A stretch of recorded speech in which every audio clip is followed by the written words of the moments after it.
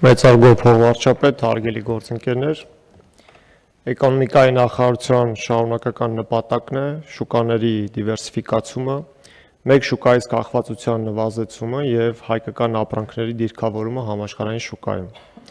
Այս համատեքստում անհրաժեշտություն է առաջանում աջակցել տնտեսավարողներին դիվերսիֆիկացնելու շուկաները եւ ձևավորել մատակարարման նոր շղթաներ։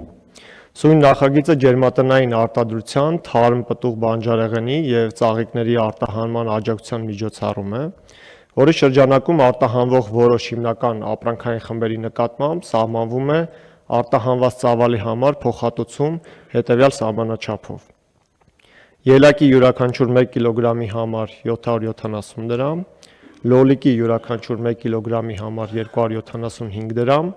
պղպեղինը 400 դրամ եւ ծաղկի յուրաքանչյուր 1 հատի համար 37 դրամ։ Այս ծրագրից կարող են օգտվել Հայաստանի Հանրապետության ռեզիդենտ համարվող իրավաբանական անձիկ, անհատ ձեռնարկատերերը կամ ֆիզիկական անձիկ, որոնք Հայաստանի Հանրապետության տարածքից 2026 թվականի հունիսի 1-ից մինչև հուլիսի 1-ը իրականացրել են արտադրանքի արտահանում։ Ծրագրի շահառու դառնալու մեխանիզմն ավելի պատկերավոր լինելու համար ներկայացնեմ, որ նշված ապրանքների արտահանումն իրականացնելուց հետո փոխհատուցման ստացման նպատակով տնտեսավարող սուբյեկտը դիմում է էկոնոմիկայի նախարարություն ներկայացնելով ապրանքի տարանցման հայտարարագրերը կամ արտահանման ապրանքի հայտարարագրերի պատճենը, ինչպես նաև հաշվարկային փաստաթղթերը դա նույն հաշիվ ապրանքագրերն են։ Սույն որոշման նախագծի ընդունումը հնարավորություն կտա դիվերսիֆիկացնելու արտահանման շուկաները,